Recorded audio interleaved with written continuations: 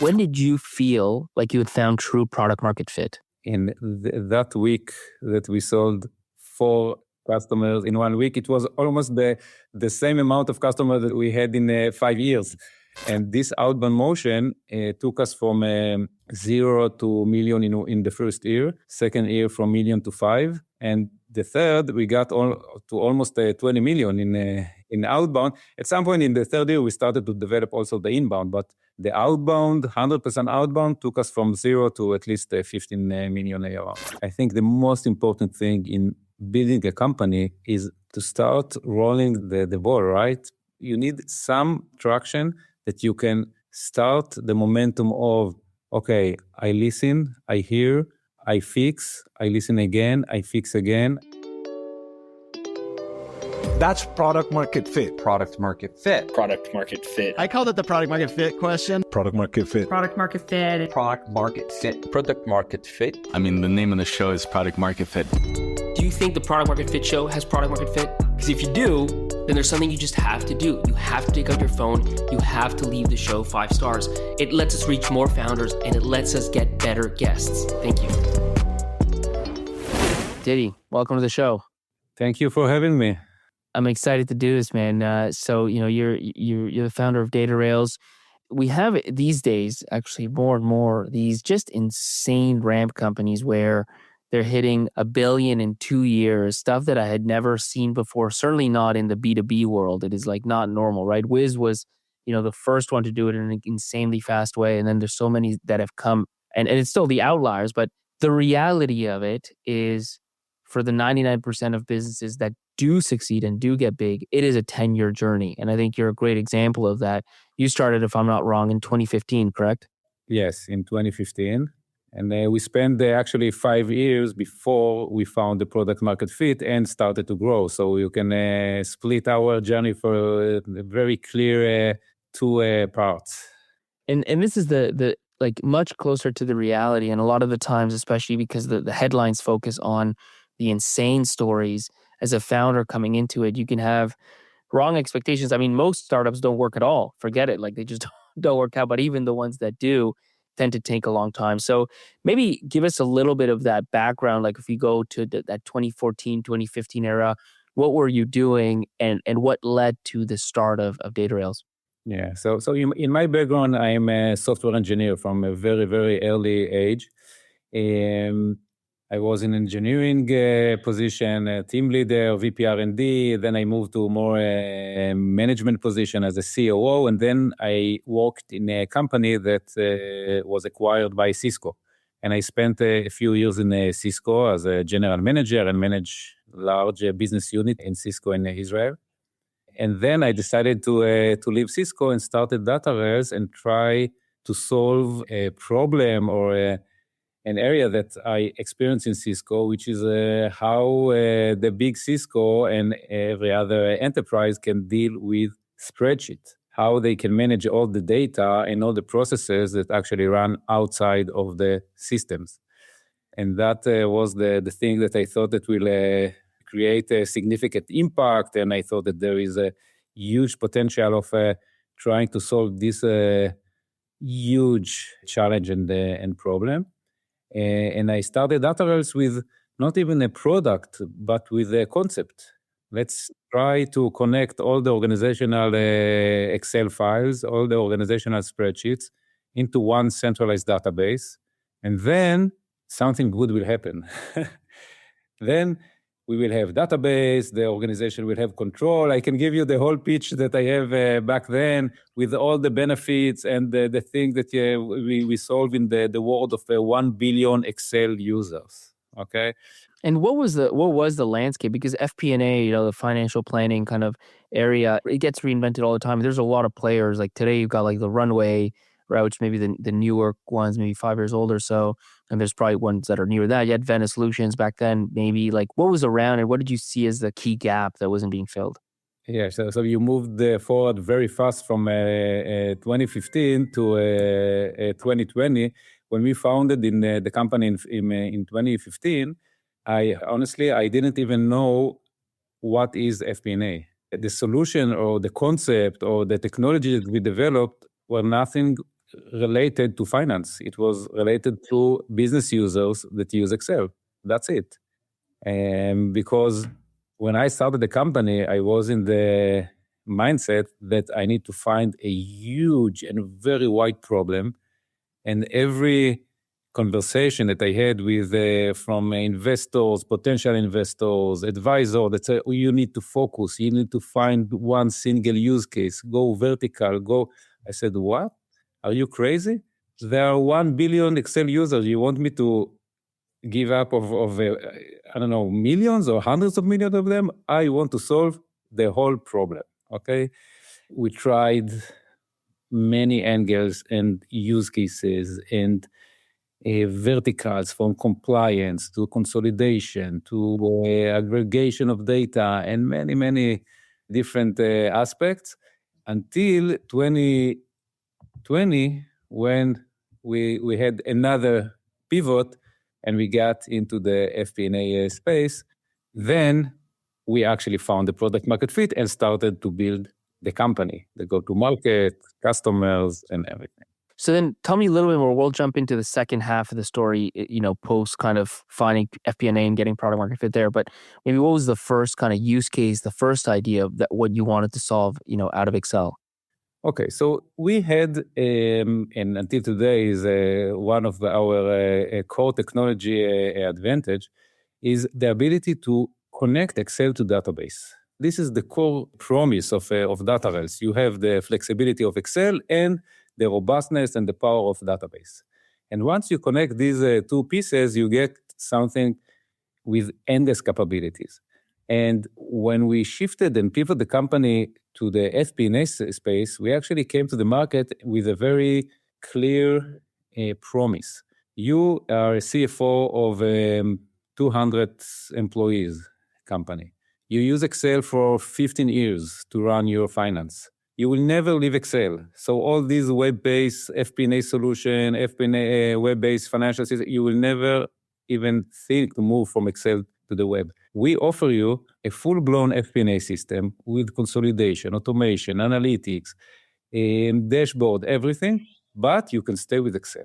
You can stay not only in Excel, but also keep using your existing templates, existing models, existing spreadsheets. And this is a promise that as a CFO, you almost cannot say no. I mean, this is the solution, how they actually make this technology transformation, digital transformation from spreadsheet to the cloud, but still benefit and enjoy from the flexibility, familiarity of Excel, keeping the both of two worlds. And with this promise, we actually started to build the successful company that we have today and started to build the product and the platform and all the products that we have today. And we will get to that probably later, what we came from the journey that we had from this single point of taking the spreadsheet platform into the FP&A space and then growing and create a wide and platform solution for the office of the CFO. What was it about connecting Excel to a database that spoke to you back in that 2015 era? Like, what did you think would come out of that in general from a user value, like generating value perspective? So it starts from a very day-to-day challenges of using Excel, from even version control, track changes, understand where the data came from. So basic problems and challenges of control and management of the data. So all this area of problem around the data integrity. This is one thing. The second is once the data is in Excel, the data is disconnected. You cannot analyze it. You cannot aggregate it with other data sources. So you look only on one piece of your data and disconnected from other system, and also just very flat because Excel is flat. It's only one version of the data. You don't have the depth of a database that you can go in either dimension, historical data, and all these depth and power of database. And my mindset and my thought was, okay, if we take the Excel and keep the flexibility of Excel, but connect it with all the what database can provide, then we have a monster. Because you can build any model, you can build anything. You know Excel, you know how to use it. Excel is so powerful.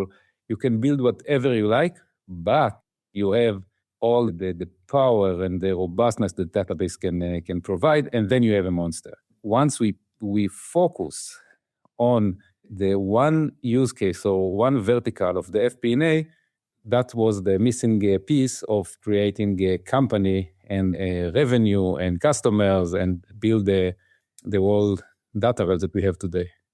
How much did you raise during that 5-year period where you were kind of like looking for product market fit, 2015 to 2020? Yeah, raise it's I don't know if it's the right term because it was like more like crafting or I don't know digging in the how the rock. It was it was very challenging. We raised almost $10 million during this time. Not in one time. We started with $500,000 and then $2 million, $3 million, and the challenge to convince our investors that we are on something big. That was the real feeling that we had, that we are on something big. Yeah, tell me a bit more about that fundraise, because the first one is, I'm going to say, relatively easy in the sense that, okay, you're coming out of Cisco, you got this idea, normal pre-seed seed. The second one, maybe you've got a bit of a product. Now, once you're in year 2, year 3, and you still don't have, real inflection points, what story are you telling? I don't know if you remember back then what was happening, maybe some anecdotes, but like, how did you manage to raise that extra, let's say $5 or $6 million before you had PMF, but after you'd already been in market for 2-3 years? Yeah, it's a great question, and I not, I do not wish to anyone to go through this process. But I think it starts from a very strong and, let's say, honest belief that we are on something big. And my job wasn't to come up with a story or use my imagination, but try to take what I believe inside and convince my investors and also new investors that's why I'm so convinced. And over the time, we had some evidence that, not evidence in terms of revenue, ARR or metrics, but evidence that, for example, after a few months of development, we were able to bring a very large customer, an insurance company, a big insurance company that understood the power of this solution for compliance, that all the spreadsheets now connected to database, so they have full control over the versions and say, okay, we take it. Okay, we take it. Now, I couldn't replicate it. I mean, I got to the next one and it was like a long but I had one, but it was so quick and they spoke with my champion in this insurance company and they also understood the potential. And it wasn't the pitch about what I did and why I can show them the trajectory that I'm in the right way, but I was able to convince them about the potential of what we are doing. And I think I had luck that the early investor that joined our journey was smart enough or strong enough to continue support us. And I'm sure that today they are very happy. But it wasn't easy, not for us and also not for them. They used to tell me that we are the black sheep of their portfolio. They have like this annual events, you come with a nice, and you go and you know that you are the black sheep of their portfolio. You don't show any revenue, you don't show any success, no KPI, just stories. Late bloomers are maybe more common than you think, but it does take a certain amount of resilience and kind of survivorship, right? Because you have to go through some painful times. Tell me about the story of ultimately unlocking this FP&A vertical. How did you end up there? So we collected evidence. We had 5, 6 customers from different use cases, different size of companies. What kind of revenue did you have like at that time? $100K ARR or so. Nothing. 5 customers. Got you. And we saw that one of the things that customers are really, really happy of is the consolidation of data. They take data from one system, export to Excel, take it from another system, export to Excel, and when the data join together, now they have something that they couldn't see before. And it was pretty clear that this is a very interesting and strong capability of our platform. And when we pitch our solution to potential customers, we started to focus more and more on the consolidation. And we also identified that the reaction for finance people, today it looks like almost obvious, but for us it was pretty new, that finance people, they have different relationship with Excel. If you speak with the CIO of the company, you speak with the business, the typical business user, they use Excel, but their dream is to get rid of Excel, right? Yeah, they don't love Excel. They don't live in Excel. Yeah. Yeah, you know what they call in Microsoft, they call Excel the second best option for anything. This is always the second best tool. And so when you go outside of the finance department, they use Excel, but they want to replace it. Finance people want to stay with Excel because it's more just a tool. This is part of their even skills, right? Finance person, one of the things that they're proud of, I'm an Excel master, right? So finance people, consolidation, and then from these two conclusions, you get the path to FP&A is very clear because FP&A is the classic consolidation use case. Classic, every end of month, the FP&A needs to collect data from multiple systems, consolidate it, and now they can start working on the analysis, reporting, and everything. So these three pieces of finance people, consolidation, and now the FP&A of a use case, we started to sell to the FP&A, and from there it was very clear that we are on a perfect product market fit. This is a bit of an unfair question and hypothetical, but I'm going to ask it anyways. I'm sure people are thinking it, if you talk about Excel and you talk about connecting Excel to a database, finance and even FP&A more specifically, but certainly finance becomes like, oh yeah, obviously this is where you should go, right? Because you said it may be obvious. Like, do you think you could have found it faster? Is there a reason it took 5 years? Like when you go back and think hindsight 2020, right? About that era, what comes to mind? I think that if we were smart enough to start with finance, it's impossible to do the retrospective, the entire journey, but I think that over these 5 years, we learned a lot and we developed a lot.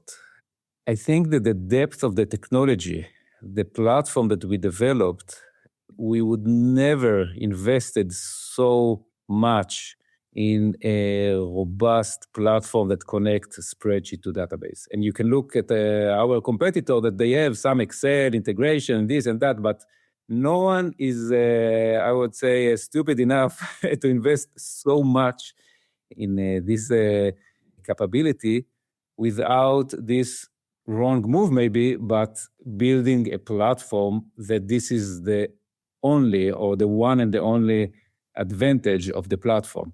And after 5 years that we developed such a robust connectivity with excellent database, and then we moved to the FP&A, now we had something that no one else even get something close to this capability. I'm going to ask you for a small favor, a tiny little favor. In fact, it's not even, now that I think about it, it's not even really a favor for me. I'm actually trying to help you do a favor for you. Just hit the follow button. You won't miss out on the next episode. You'll see everything that we release. If you don't want to listen to an episode, you just skip it, but at least you don't miss out.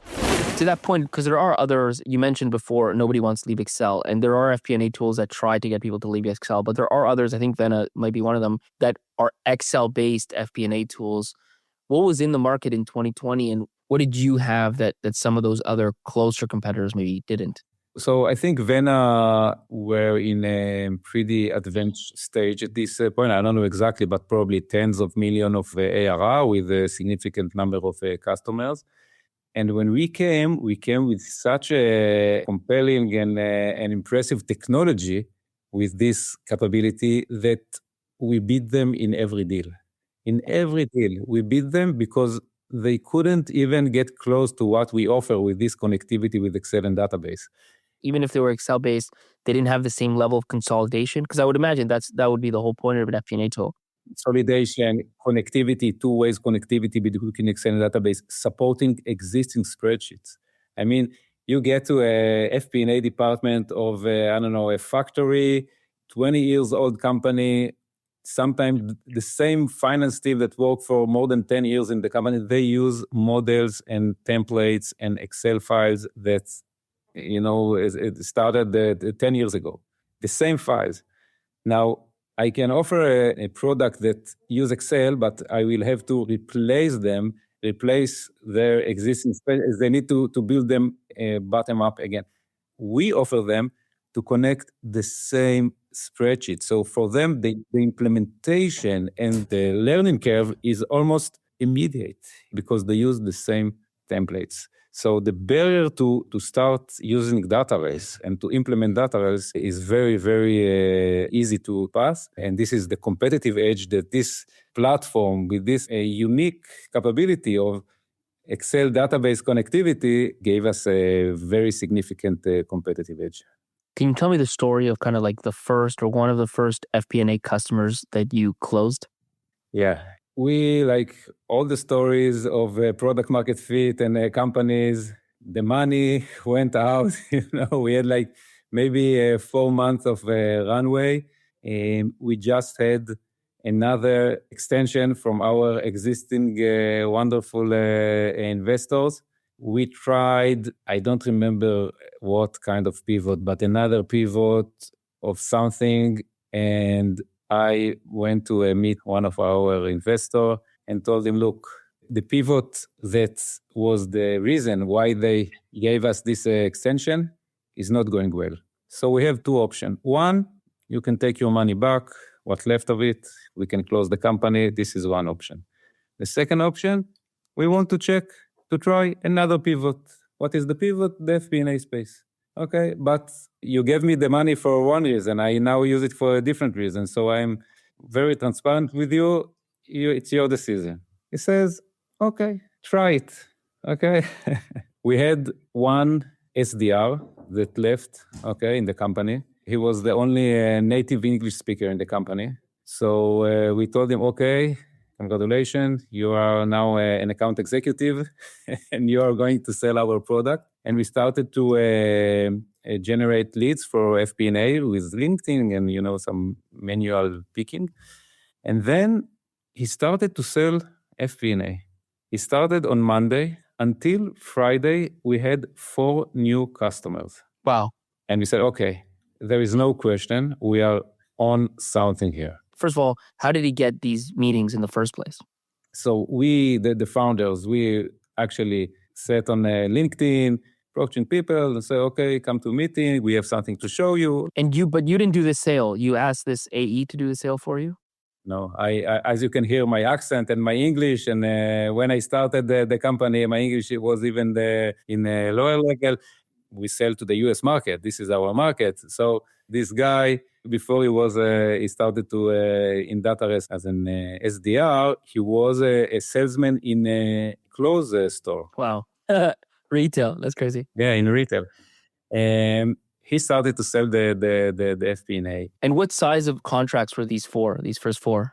Okay, so this is an important topic, and I think a smart decision that we made back then. We decided, and when you're with your back to the wall, you make better decision. We decided we are going to move any obstacles, any barrier, we move from the sale in order to focus only on finding the product market fit. And not trying to optimize revenue, to optimize contract size, nothing. Just let's see that we have some repetitive process that we can bring customers that actually love what we are selling. That's it. So we decided, okay, first price. The price was hundreds of dollars monthly. We said, okay, no long-term commitment. You can sign on a monthly basis. Okay, just swipe the credit card. That's it. So it was $790 a month. That was the price, the initial price. That's it, the $790. Like $800 a month? That's what you're saying? Yeah, $800 a month. Yeah, it's not significant money, not for us and not for the customer, but it's enough money that it's not a decision that okay, I will try it. It's not $10 trial. It's still something that $800. It's something. I think that if we tried back then to optimize the price and say, okay, let's do annual contract of a 15K or something like more reasonable when you think about FP&A product, I'm not sure that we had the chance even to see so fast that we are on the right path. And moving these barriers was, I think, a very smart decision. And retrospectively, I would do it even before. That every pivot that I'm doing, everything, in order to find and to optimize the time, to find the mistakes, and to realize that you're in the wrong direction, also to move all the barriers, price, process, anything, just to see first that you're on the right path. Then, from then, now you have something to work with. Increase price, different contract size, you have process of start some marketing and all these other elements that it's more doable, right? The thing that you have no structure and you have no process to find is the product market fit. So once we understood that this is the most important thing in the world to find the product market fit, help us to make this decision. You know, one of the things in that early stage that is very important, founder-led sales, and one of the reasons is the feedback loop between trying something, seeing something, and feeling that reaction of the customer is instant. Obviously, in your case, you weren't able to do that for language barrier reasons. Did you do something else? Like, did you record all the calls? Did you watch the calls? How did you try to get as much signal from these early interactions as possible? So first, before we started to sell the FP&A for $800 a month, I spent weeks, if not months, in New York, in San Francisco, and meet any potential customer, different size of companies, and try to sell it. In FP&A, or this was when you were still doing different verticals, different pieces? When we still doing the platform. Gotcha. When we realized that we need to create here some process and approach people with inside sales and do it over the phone, then I said, okay, if we are over the phone and we need some very strong engagement and very strong selling capabilities here, I cannot be the front of the company, and I need a native English speaker that go with the sales pitch correctly. Of course, you can imagine that all of us was on, even Gong wasn't even founded there. It was still even Zoom. We used the GoToMeeting or something. I don't remember those days. But we were on the call, listen to everything, sometimes waving to to this guy with some suggestion, writing on notes, say this, say that, and but it's we were very, very close to everything in the sales process, of course. It's a classic, like, things that don't scale, right? You got 3 people trying to sell like an $800 a month contract. Part of it is getting the sale, and part of it is learning as much as possible from those early interactions. Like, a lot of these things are subtleties, right? Where do they dig in and get really interested? What questions do they ask? Like, when do the eyes light up? I mean, capturing those moments, because you're in this refining motion and you're trying to figure out your messaging, your positioning, and even, frankly, your feature set longer term, like where are you going to double down and stuff. And so how do you get that feedback loop as tight as humanly possible? I think one of the most important things in finding product market fit that I've come across is cycle speed, right? Just how fast is each cycle from trying something, seeing something, changing something, and keeping that loop spinning, because you never have infinite time. Like you said, you have a back against the wall always, one way or another, and you don't really know until you test the thing. And so finding a way to keep that spinning as fast as possible, I think, is critical in those stages. Yeah, I think the most important thing in building a company is to start rolling the ball, right? You need some traction that you can start the momentum of, okay, I listen, I hear, I fix, I listen again, I fix again, I listen. And this process, as you said, this is the most important thing. And I think that sometimes even, it's also the same thing that we did. You try to gain too many things at the first phase. Try to gain, I want the revenue, I want the contracts, I want the process, I want the scalability. No, you can't. You can't. Still, I think that what worked for us is first, start the momentum, start getting some traction, because once you have the traction, you have something to try to develop, start to scale. Now you have the process, you have the product, you have the feedback, you have the price, and you have the evidence even to bring more money, right? From this point, it was much easier to bring money because, okay, we have something. It's not yet about the metrics, ARR, LTV, CAC LTV, who cares at this stage? It's about, okay, we have evidence that we found product market fit. From that moment until that week where you signed 4 customers, until you hit about $1 million ARR, how long did that take? 11 months.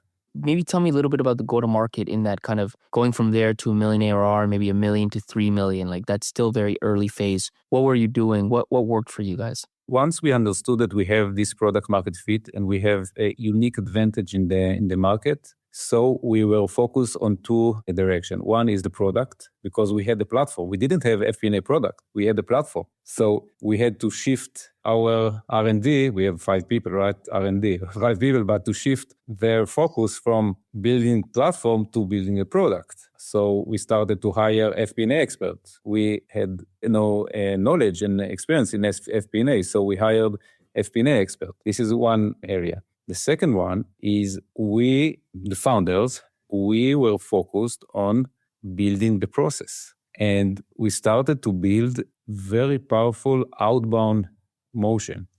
And we developed some strong capability how to approach the market and get first contacts, right? We didn't want to use a ZoomInfo or Lusha or all these because the quality of the leads are not very questionable. Exactly. So we actually worked with the founders mainly on LinkedIn and approach people.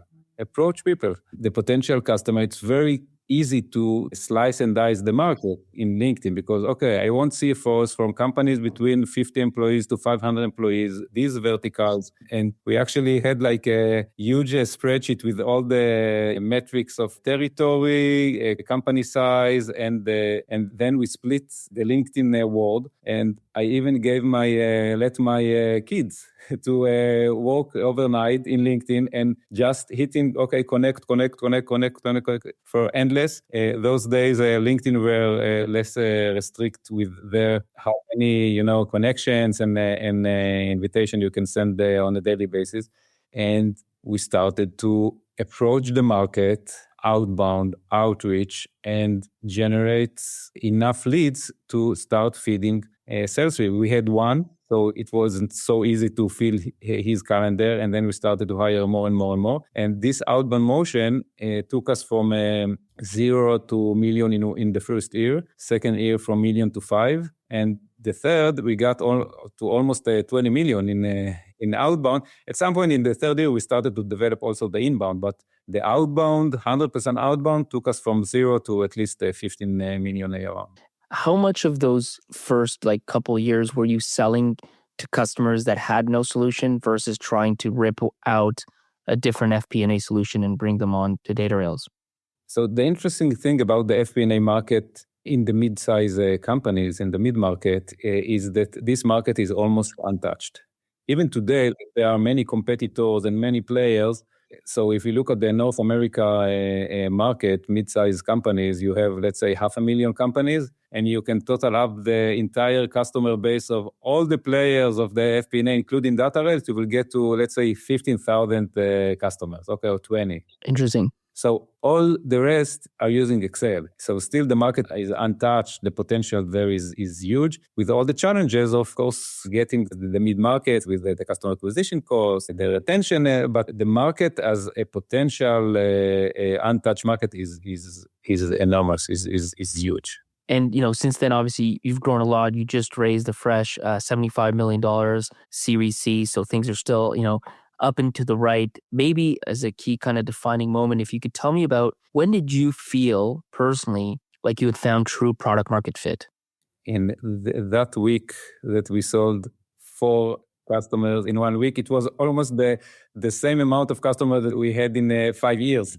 So in 5 days, we acquired 4 new customers. It was so strong and convinced evidence that it was almost 8. It's easy to look back and say, okay, well, we had to go through 5 hard years. And then, when you think about time like that, now when you're living in the moment, every day can be, a huge challenge. Do you remember a particular time, especially in those first 5 years, where you actually thought, you know what, this might just not work out? Like maybe we'll just wrap it up and fail? I think that one of the things that you don't have the freedom or the liberty to have when you start your first company I started age of 42. So you cannot fail. You can't. Well, if you start a company at 30, 35, so okay, you start one company, you fail, and you start the second one, and you have 2, maybe the 3 round of trials. I had no even option to fail. And I think the mindset that I wear is that there is not even a question. I was 100% convinced that I can build something big based on the same concept that I started this company. I think that what helped us to succeed eventually is that this belief, or call it optimism or whatever, came along with be very honest and view the current reality, the brutal reality, the brutal facts, without some glorification. I said everything, but look at what works, what doesn't work, what is strong parameters in what we see, what are the problems, the challenges. And I think that this is what helped us, not just holding the optimism and say, okay, it will be okay, but still working very, very hard on pivoting and changing and trying to involve and still looking again and again and again on the potential product market fit until we found the product market fit. And we're still looking every day. We are the founder of this company. Every day we look at the company, and it's very rare to find us satisfied. Very rare. Celebrating, you even when we raise money, when we hitting a milestone, we always focus or look at the brutal reality. And I believe we identify or look very carefully of what brought us here and what are still the thing that we need to fix, we need to improve, and the challenges. And last question, what would be like your top advice for an early stage founder that's looking for product market fit? The great advice for any founder is to find the best co-founder that they can. I mean, it's not a journey that you can do alone. It's not. It's something that you can do only as a team, especially when you have so many things that are changing and you need, and in every junction, in every decision point, you need more than one opinion. And so I would stick to this advice. Co-founders, this is the key factor to success. Perfect. Well, Didi, thanks so much for jumping on the show, man. It's been great having you. Thank you. Thank you very much. Wow, what an episode. You're probably in awe. You're in absolute shock. You're like, that helped me so much. So guess what? Now it's your turn to help someone else. Share the episode in the WhatsApp group you have with founders. Share it on that Slack channel. Send it to your founder friends and help them out. Trust me, they will love you for it.